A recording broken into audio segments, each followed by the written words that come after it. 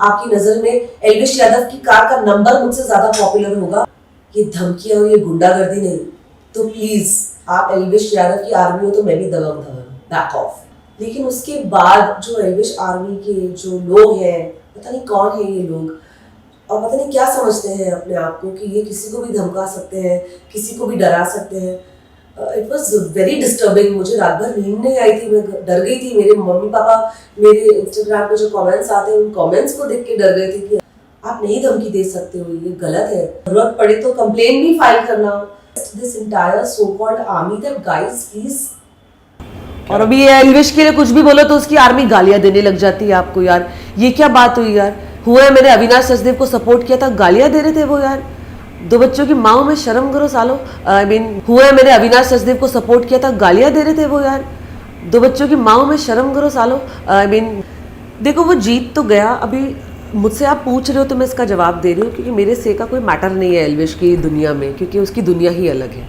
तो मुझे ऐसे लगता है कि मेरे लिए it was unfair, because Elvish ने कुछ नहीं किया उस ट्रॉफी को जीतने के लिए। बस उसके फैन फॉलोइंग और उसकी जो आर्मी थी, उस आर्मी के सपोर्ट से वो आगे गया है और उसको ये ट्रॉफी मिली है।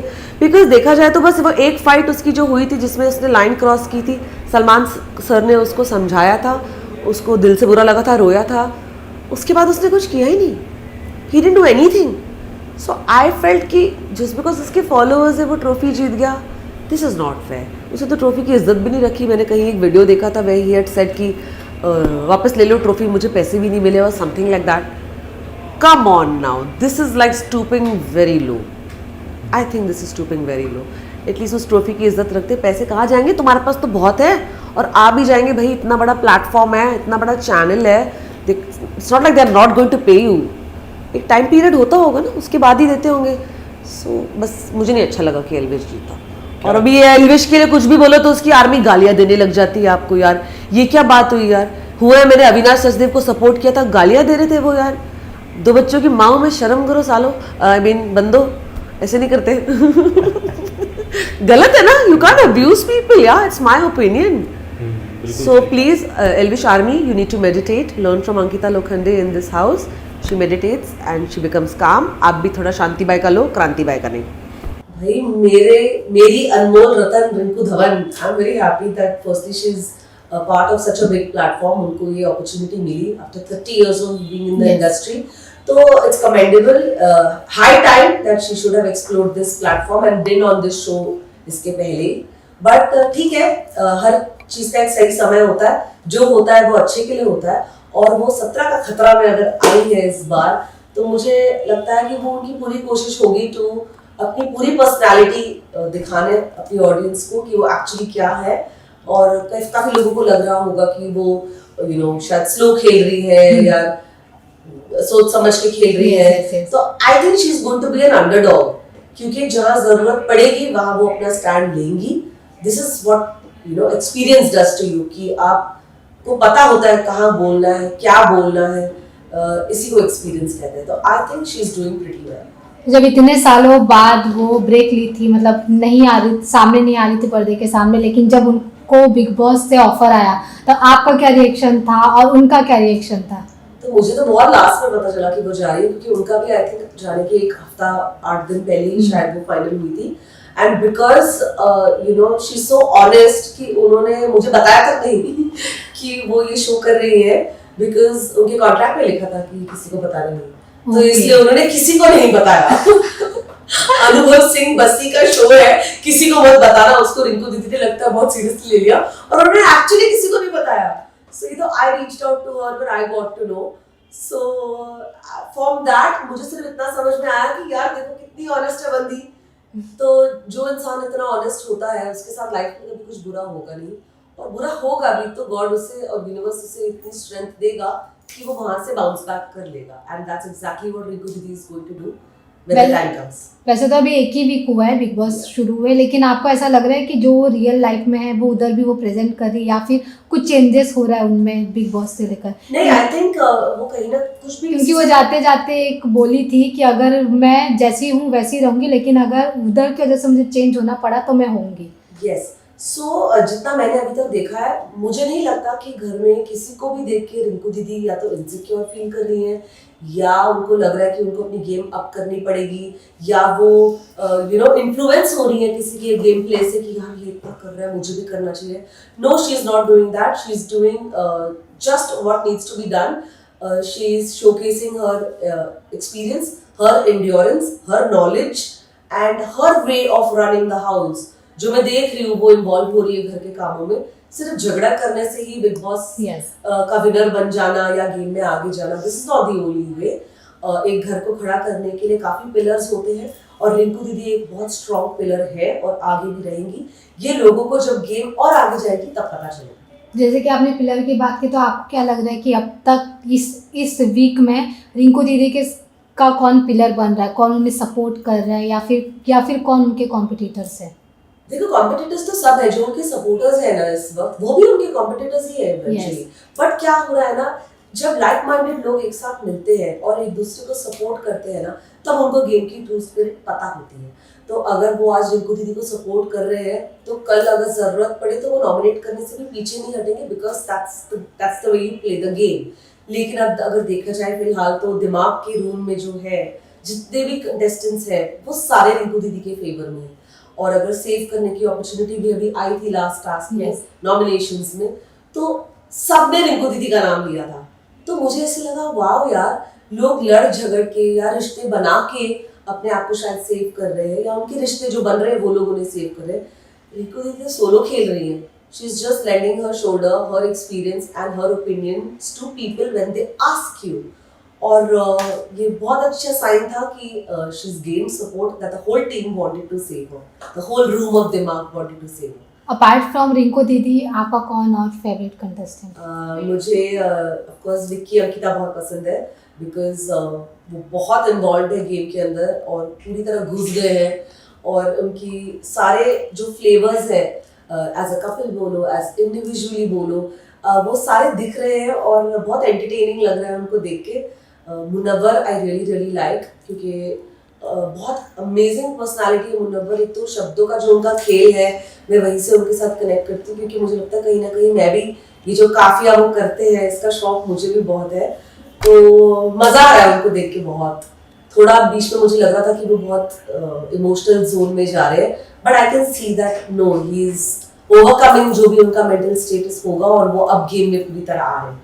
तो मजा आ रहा है. जैसे कि बिग बॉस OTT 2 देखा गया था, काफ़ी एंटरटेनिंग था, उसमें हर चीज़ हुआ था. एज कम्पेयर टू OTT 2, आपको ऐसा लग रहा है कि इधर भी एंटरटेन होगा वैसा जैसा हुआ था पहले? Of course. एक तो मुझे लगता है किसी भी दो चीज के अंदर जो ये हम ना चाहते हुए भी जब हम कंपैरिजन करते हैं ना, वो हमें नहीं करनी चाहिए, because we have to take every project as a different flavour, क्योंकि लोग अलग है. अगर सेम चीज आप देखोगे तो आपको ही मजा नहीं आएगा. आपको खुद, अब अभिषेक को हम देख रहे हैं तो हमको यही लग रहा है ना कि वो देखा दिखाया रटा रटाया कर रहा है. तो हमको भी वो दिखता है वो. So it's a nice thing that 17 अलग टाइप के लोग आए हैं घर के अंदर और अपना अपना फ्लेवर दे रहे हैं. तो मजा आ रहा है. और मुझे लगता है फर्स्ट वीक में ही काफी ड्रामा, काफी मुद्दे और काफी सारी चीजें ऐसी आ गई थी जो शायद कहीं ना कहीं वीकेंड के वार पे भी एड्रेस नहीं की जा सकी, क्योंकि इतना कंटेंट था. तो मुझे लगता है पहली बार ऐसे हुआ कि फर्स्ट वीक के अंदर उनको इतना कंटेंट मिल गया. तो ये कहीं भी स्लो नहीं जा रहा season 17, and people will grow on you, these contestants will grow on you, because सबके रियल साइड्स अब दिख रहे हैं. जो पहले 2-3 दिन में शांत भी थे, तो वो अभी भी आ रहे हैं सामने.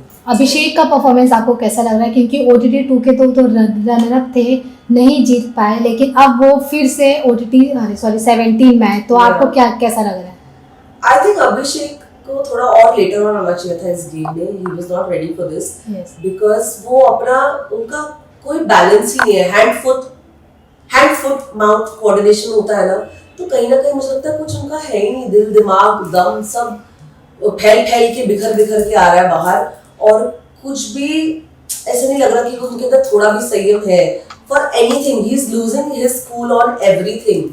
सो क्या टेस्टोस्टेरोन लेवल्स लगता है बहुत हाई हो गए उनके. तो या तो उनको मेडिटेट करना चाहिए, वर्कआउट नहीं करना चाहिए, because it's not working for him, because he is going way out of line and very aggressive even towards Isha. मुझे भी देख के कई बार डर लगता है कि ठीक है, ताली 2 हाथ से नहीं बचती, कुछ ना कुछ हो रहा होगा जिस वजह से दोनों के बीच में इतनी फ्रिक्शन आ रही है, but he is very aggressive. यार ऐसा कह सकते हैं कि OTT 2 में वो थोड़े ठीक शांत थे, तो 17 में मैंने उनको देखा ही नहीं. मुझे I don't somehow I don't remember.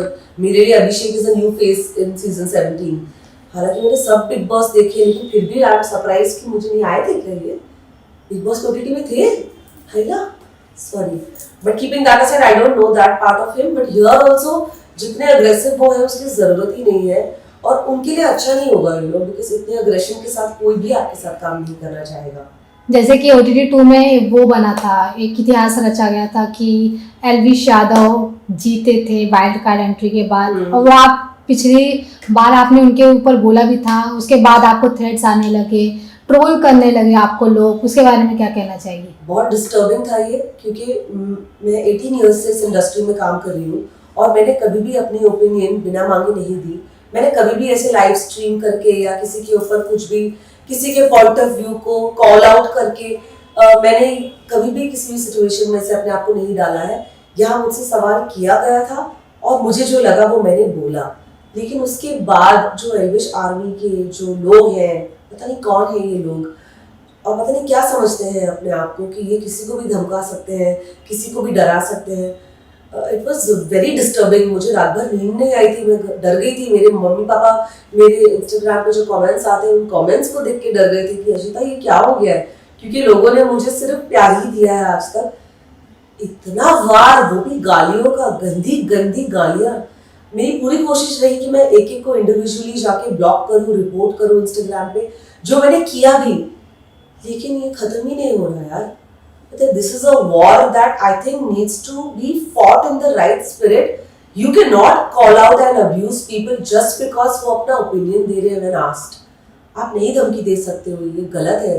So मुझे लगता है इसके लिए स्टैंड लेना, इसके लिए आवाज उठाना, जरूरत पड़े तो कंप्लेन भी फाइल करना बहुत इम्पोर्टेंट है। And again you are asking me, so I am telling you that this was very disturbing for me. तो आप अब तक किसी के ऊपर ऐसे केस फाइल नहीं किए हैं ना, पुलिस जाकर कि ऐसे मुझे डेथ थ्रेट्स आ रहे हैं ना? नहीं, अभी तक नहीं। मुझे I don't know, this is very new to me. तो मुझे भी बहुत घबराहट हो रही है कि इसके साथ कैसे डील किया जाए। तो I just want to request this entire so called army that guys please chillax, calm down. हम डेमोक्रेटिक इंडिया में रहते हैं, फ्रीडम ऑफ स्पीच हमें 1947 में मिल गई थी, तो ये फ्रीडम आप हमसे नहीं छीन सकते। We will speak if we are asked. I am an actor, आपकी नज़र में मैं कुछ नहीं होंगी, आपकी नज़र में एल्विश यादव की कार का नंबर मुझसे ज़्यादा पॉपुलर होगा, लेकिन मैंने अपनी जितनी पॉपुलैरिटी हासिल की है, जितना भी फेम हासिल किया है, वो अपनी मेहनत से किया है, अपने काम से किया है, बिकॉज यही एक एक्टर का काम है, अपना हुनर दर्शाना, ये धमकियाँ और ये गुंडागर्दी नहीं। तो प्लीज़, आप एल्विश यादव की आर्मी हो तो मैं भी दबंग धवन, बैक ऑफ। ऐसा कहा जा रहा है कि लोग, ऐसा वीडियो वायरल हो रहा है कि आप उनको सॉरी भी बोल दिए। लोग पता नहीं कौन सा वीडियो है, कौन वायरल कर रहा है। मैंने आज तक सॉरी नहीं बोला उनको। मैंने कोई स्टोरी देखी थी जिसमें उन्होंने कहा था अरे अरे वो सॉरी बोल रही है। मैंने उसको सिर्फ ब्लाइंड आई दिया, क्योंकि मुझे लगता है ये बच्चे होंगे, शायद इनको शायद नहीं पता होगा ये क्या कर रहे हैं। You know, they are just following one, you know, एक भागता है उसके पीछे 50 भागते हैं, ये शायद वो है। I wanted to give it a blind eye, but again since you have brought it up, I have not asked for any apology. मैं सिर्फ हाथ जोड़ के ये रिक्वेस्ट कर रही हूँ कि जो गंदी भाषा का इस्तेमाल आप लोग करते हैं, प्लीज मत करिए। हम फैमिली वाले लोग हैं, हमारे बच्चे हैं, दोस्त हैं, सर्कल है, इंडस्ट्री में नाम है। प्लीज ये गालियां मत दीजिए, प्लीज। मेरे से मेरा ओपिनियन मांगा था, मैंने वो ही दिया, वो भी बहुत प्यार से। So please don't abuse.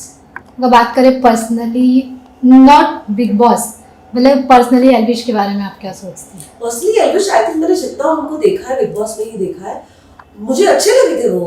He was funny, he had his side where, बहुत एक आम आदमी का, एक बहुत ऑनेस्ट इंसान जो होता है, मैंने वो भी देखा उनके अंदर। बस ये डेटाबेस ने ना ओवर पावर कर दिया है एल्विश को। तो मुझे लगता है एल्विश, ये तो वही बात होगी भाई, चाय से ज्यादा केटली घर में। तो please just figure your shit out and tell your people कि आपकी अच्छाई एक्चुअली खत्म हो रही है आपकी आर्मी की वजह से। सो कर लो इसको कंट्रोल, वरना आर्मी के पास गन होगी लेकिन बंदूक के अंदर गोली नहीं होगी चलाने के लिए। तो क्या करोगे? टाइट टाइट पिश पिश पिश।